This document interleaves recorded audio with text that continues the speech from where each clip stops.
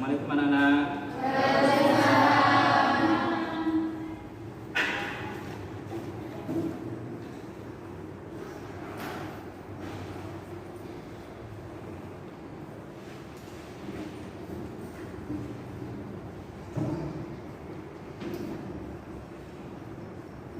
Assalamualaikum warahmatullahi wabarakatuh. Waalaikumsalam warahmatullahi wabarakatuh.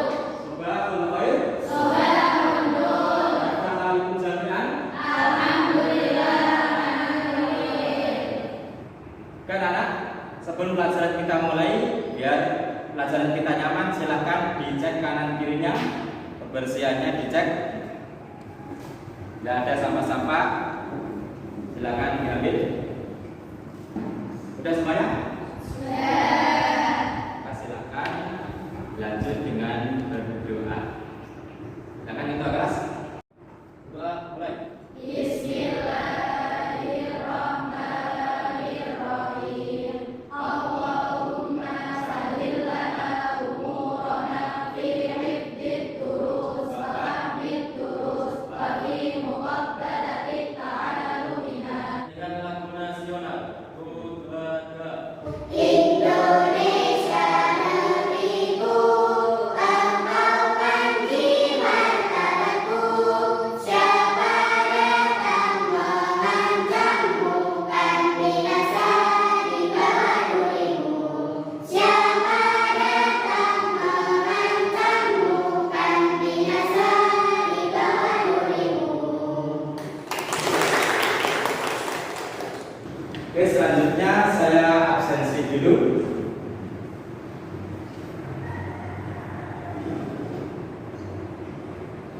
Ani Novi, Anggun, Wafa, Wahyu. Oke ya.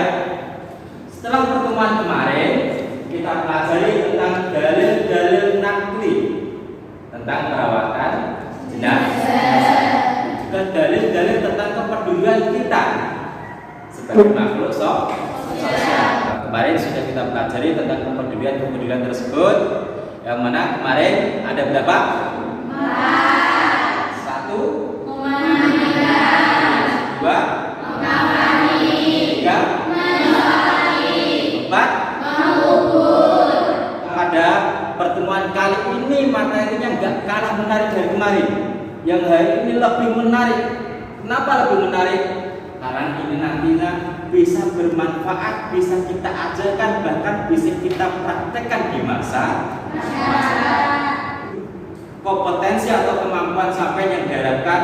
Maka setelah mempelajari kegiatan hari ini, 1, kita semuanya bisa mengidentifikasi tata cara perawatan jenazah seperti apa caranya.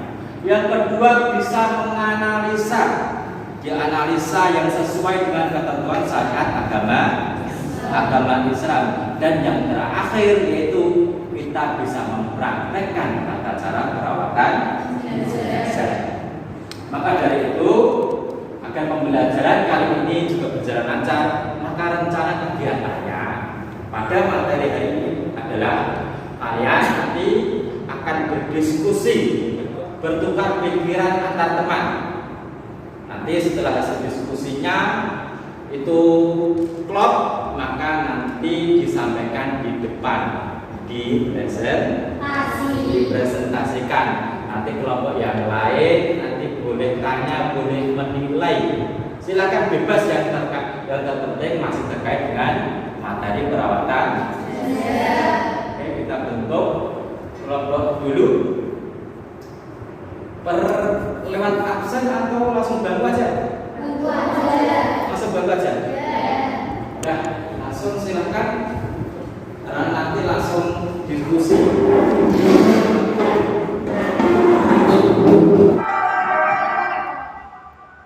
Assalamualaikum warahmatullahi wabarakatuh. Selamat pagi anak-anak. Jumpa lagi dengan Pak Fajir pada mata pelajaran pendidikan agama Islam. Setelah pertemuan kemarin, kita bahas tentang dalil-dalil nakli kepedulian terhadap jenazah. Maka pada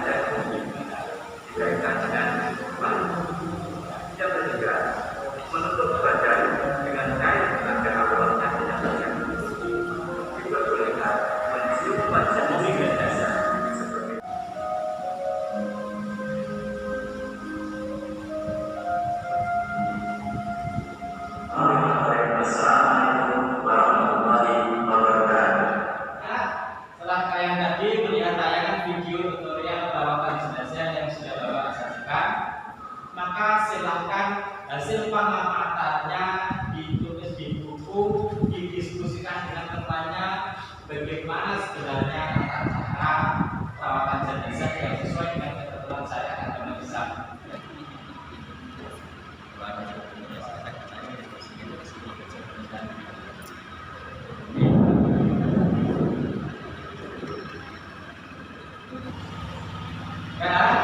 Kira-kira waktu diskusinya cukup ya? Ada yang belum selesai? Sudah. Nanti silakan hasil diskusinya dipresentasikan ke depan. Dari kelompok 1 dulu, silakan.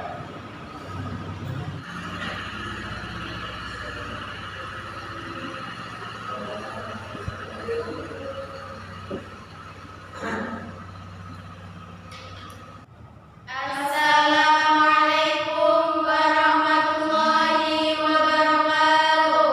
Waalaikumsalam warahmatullahi wabarakatuh. Berdirinya kami di sini akan menyampaikan hasil pengamatan dan diskusi dalam kegiatan perawatan jenazah. Memandikan mayat adalah proses yang pertama kali dilakukan dalam merawat jenazah sebagai tindakan menyiapkan dan membersihkan tubuh si mayat.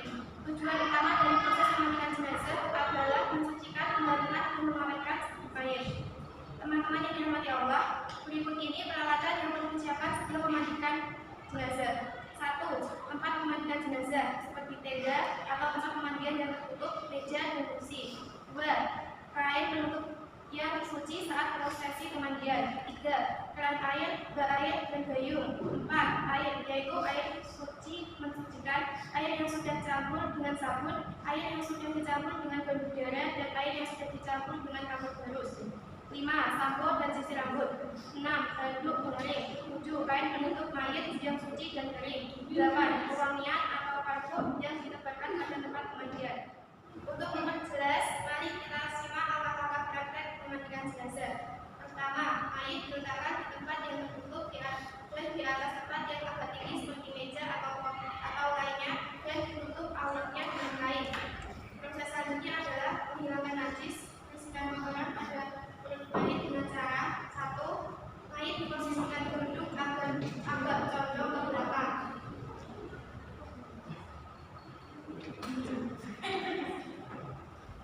Tekan perut mayat berulang-ulang secara lembut dan berlahan dari atas ke bawah.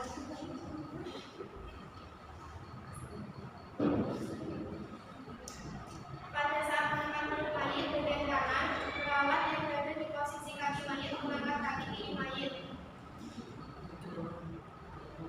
Begitu juga sebaliknya, pada saat menekan perut mayat bagian kiri, maka kaki kanan mayat diangkat. Gunakan kain atau tangan kiri yang sudah beralas untuk membersihkan najis yang ada pada tubuh maupun kuku mayat.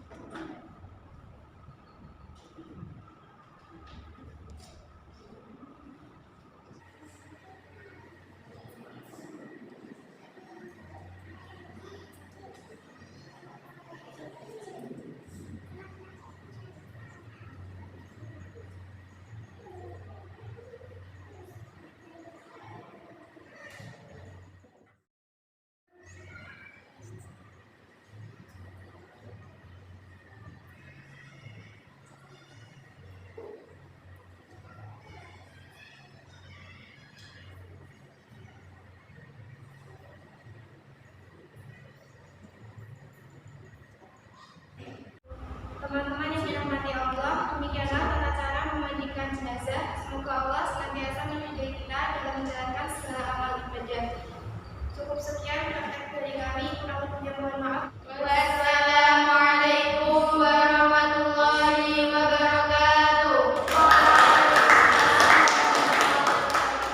Bukan tadi juga disampaikan oleh teman-teman sampean, yaitu proses perawatan memandikan jenazah. Selanjutnya silahkan kelompok yang kedua, yaitu praktek mengkafani jenazah. Silahkan dipresentasikan dan dipraktekkan.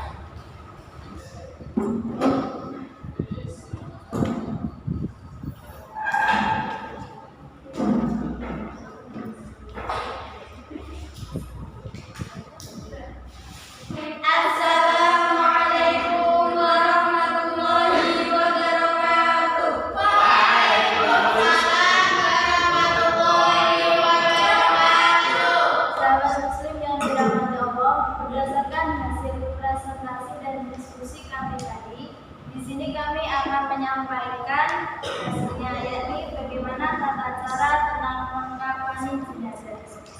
Baik, sebelumnya perkenalkan, nama saya Muhammad Ibadah. Di sini saya sebagai pemandu praktek. Kemudian di samping saya ada Siti Ria Agustina berperan sebagai mayat, Anggun Ainul Ulia berperan sebagai perawat jenazah, dan Nur Hadibah sebagai asisten perawat jenazah. Baik, langsung saja. Sebagaimana diketahui, ada 4 kewajiban yang mesti dilakukan oleh orang yang masih hidup terhadap saudara muslim yang meninggal. Keempat kewajiban itu adalah memandikan, mengkafani, mensolati, dan menguburkan. Hukum keempat hal tersebut adalah fardhu kifayah. Fardhu kifayah adalah suatu kewajiban yang cukup dikerjakan oleh 1 orang, maka setelah itu gugur kewajiban orang lain untuk melaksanakan hal tersebut. Sahabat muslim yang dirahmati Allah, mengkafani mayit adalah proses kedua dalam merawat jenazah sebagai tindakan memuliakan dan menutup aurat tubuh si mayit. Tentunya kita harus mempersiapkan alat-alat terlebih dahulu, antara lain kain kafan 5 bulan untuk perempuan dan 3 lembar untuk laki-laki. Yang kedua, tali pengikat. Ketiga, kain hijab dan dalaman untuk anggota badan bagian pusat bawah. Yang keempat, gamis atau baju kurung. Kelima, penutup kepala. Keenam, minyak wangi dan baju panas. Demikian tadi alat-alat yang perlu kita siapkan untuk mengkafani jenazah. Untuk lebih jelasnya, mari kita langsung praktekkan selama dulu. Tata cara mengkafani jenazah perempuan.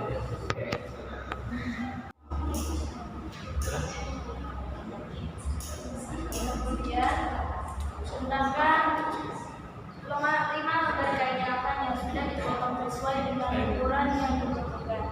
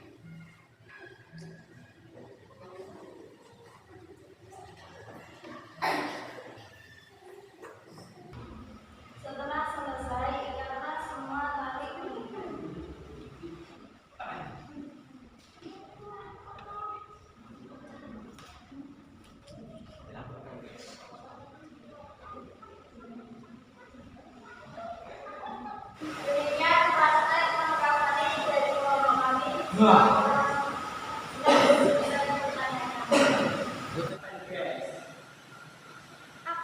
jumlah kain kafan harus 3 untuk laki-laki dan 5 untuk perempuan? Untuk itu adalah sunat. Jika memang ada, diusahakan 3 untuk laki-laki dan 5 untuk perempuan. Lalu bagaimana jika ada seseorang yang benar-benar miskin, tidak memiliki harta apa-apa? Kain kafannya bagaimana? Untuk jenazah yang memang tidak memiliki harta atau memang miskin, itu bisa digantikan oleh keluarga yang memang masih ada untuk memberikan kain kafan tadi. Bagaimana jika tidak mempunyai keluarga sama sekali? Sebelumnya saya ingin bertanya, apa Anda sendiri pernah menjumpai jenazah yang memang benar-benar tidak memiliki apapun dan siapapun? Ini ya Mbak, realitanya tetangga saya juga ada yang seperti itu. Dia meninggal tanpa memiliki saudara dan tanpa memiliki harta apapun. Lalu bagaimana? Jika memang benar adanya hal tersebut, mungkin untuk hal kain kafan bisa diambilkan dari kas masjid atau kas RT, entah apapun itu. Yang penting yang jelas salah satu dari warga muslim di daerah tersebut memiliki kewajiban untuk memberikan kain kafan pada jenazah tadi yang benar-benar tidak memiliki keluarga, harta atau apapun. Untuk kelompok lain, apa masih ada yang dipertanyakan?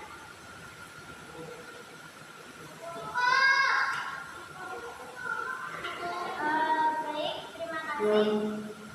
Kurang lebihnya mohon maaf. Wassalamualaikum warahmatullahi wabarakatuh.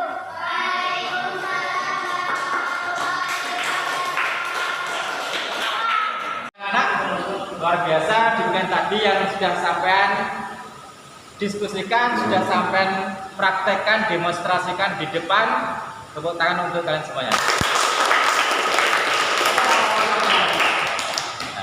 Ya, yaitu selanjutnya kita simpulkan, yaitu bahwasanya tadi yang pertama memandikan. Memandikan tadi alatnya apa saja? 1, terus ya,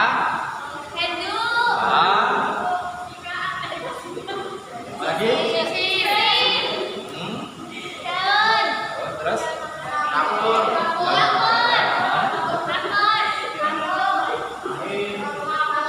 Ya, tuh. Yang kedua adalah mengkafani. Kalau untuk laki-laki berapa helai? 3. Kalau perempuan? 5. Sunnah atau wajib? Sunnah. Kalau memang ada diusahakan 3 untuk laki-laki dan untuk perempuan 5. Kalau tidak ada ya seadanya. Warnanya putih wajib atau sunnah? Sunnah. Ya, itu terkait dengan mengkafani. Selanjutnya yaitu menyolati. Dalam menyolati yang pertama, ketika sholat rukunnya harus takbiratul ihram bersamaan dengan niat. Kalau laki-laki niatnya gimana? Usolli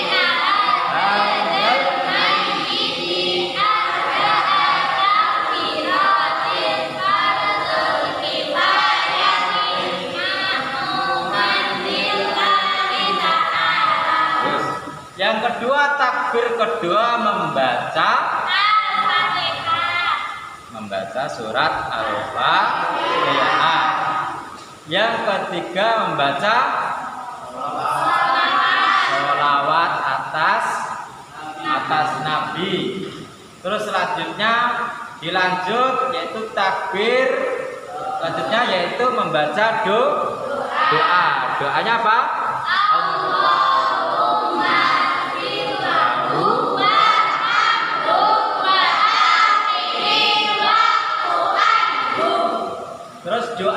pada takbir yang keempat atau takbir terakhir, yaitu Allahumma la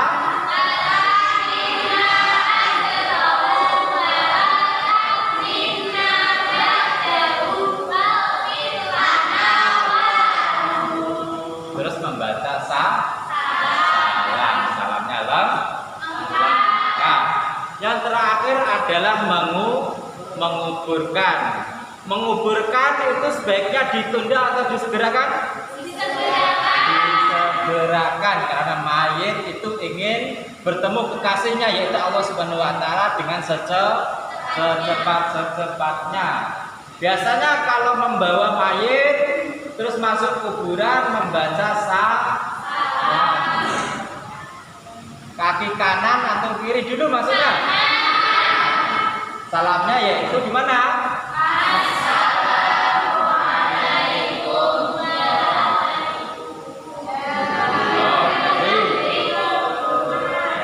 Assalamualaikum ya ahlal kubur. Ingat ya, diulang lagi apa tadi? Assalamualaikum ya ahlal kubur. Dan dalam memasukkan jenazah ke dalam liang lahat, biasa yang memasukkan jenazah ke dalam liang lahat dianjurkan membaca doa apa?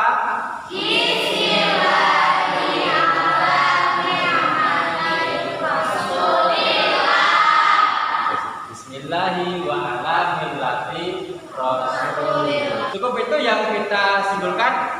Mungkin ada hal-hal yang lain yang belum dibahas, bisa ditanyakan lagi sebelum kita melakukan penutupan. Ada atau enggak? Oh ya, silakan Pak. Tadi kan dijelaskan membandingkan jenazah itu hukumnya wajib. Nah, bagaimana jika membandingkan jenazah itu tidak ada air? Oh ya, yaitu bahwasanya kalau mandi itu kan fardu kifayah memandikan jenazah, gitu ya.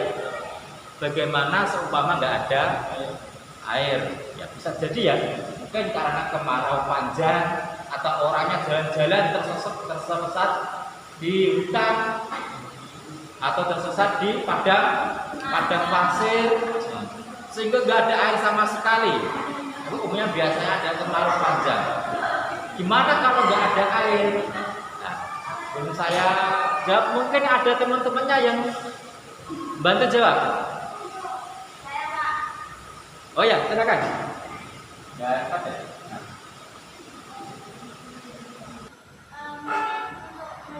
Pertanyaan tadi, jika tidak ada air mungkin bisa dikenakan untuk melakukan tayamum.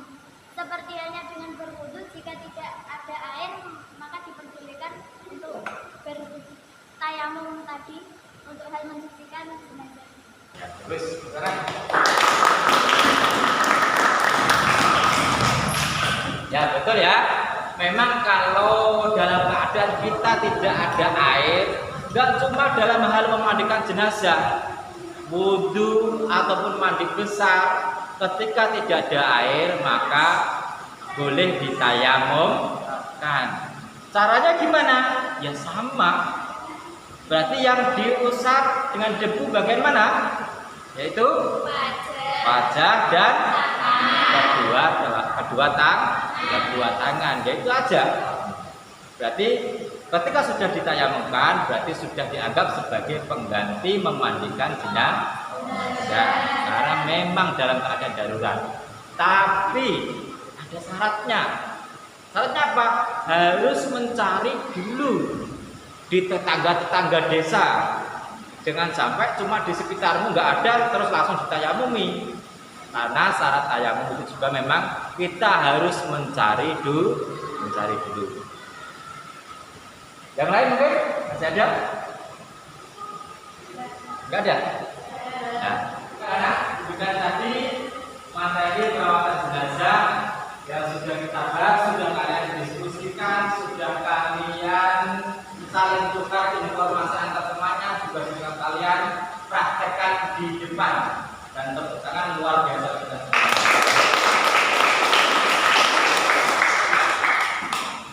Maka dari apa yang